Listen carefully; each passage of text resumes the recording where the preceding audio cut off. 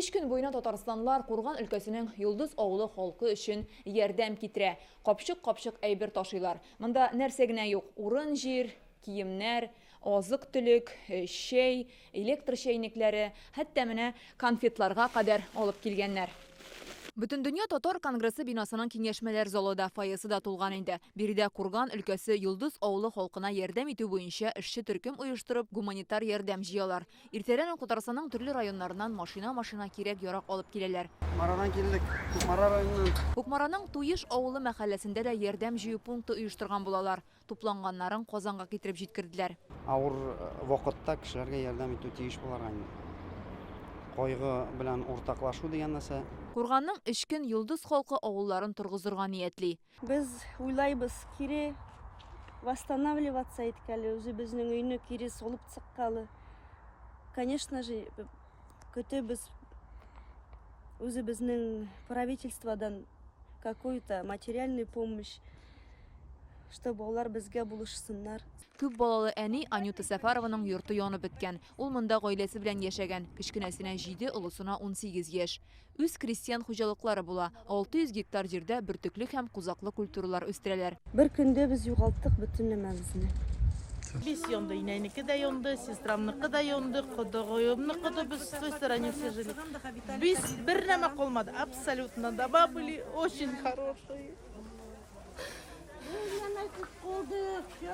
400 йорты булган 1000 кеше яшәгән татар авылы сәгать ярым эчендә кара күмергә әйләнә. Бу кадрларда Йолдыз Эчкин авылының бүгенгесе. Йортларның нигез урыннары гына калган. Восточная урамындагы 90 йортны мәчет, мәктәп һәм клубны саклап кала алганнар. Хәзер йортсызлар мәктәптә яшәргә мәҗбүр. Клубта ризык пешереп ашаталар. Әнисе Абдрашитова янгында бердән-бер улын югалта. Ул йортны саклыйм дип хуҗалыкта калган була. Он звонит мне туда, в Голубцы, говорит: мама, я задыхаюсь, прощай, мама, и все, сгорел.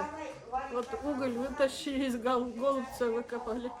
Бу янгында 16 кеше һәлак була, 7-се эчкин кешесе. Бу зур фаҗига. Хәзер авыл халкына матди ярдәм дә, төзелеш материаллары да кирәк. Ярдәм итәргә теләүчеләр өчен Бүтән дөнья татар конгрессы тарафыннан махсус счет ачылган. Аның реквизитлары экранда. Бүгенгә 2 миллион сумнан артык акча җыелган. Төштән соң айрым үзебезнең 20 тонналык 14 метрлык узунлыкта Татарстаннан, Бүтән дөнья татар конгрессыннан безнең Курган өлкәсе Шадырн районы Эчкин авылына, Йолдыз авылына гуманитар ярдәм җибәрәчәкбез. Әлбәттә, биредә Татарстан районнарыннан һәм Казаннан гына түгел, барлык татар дөньясы кузгалды. Бер татар да битараф түгел, һәрберсе кулдан килгәнчә ярдәм итә.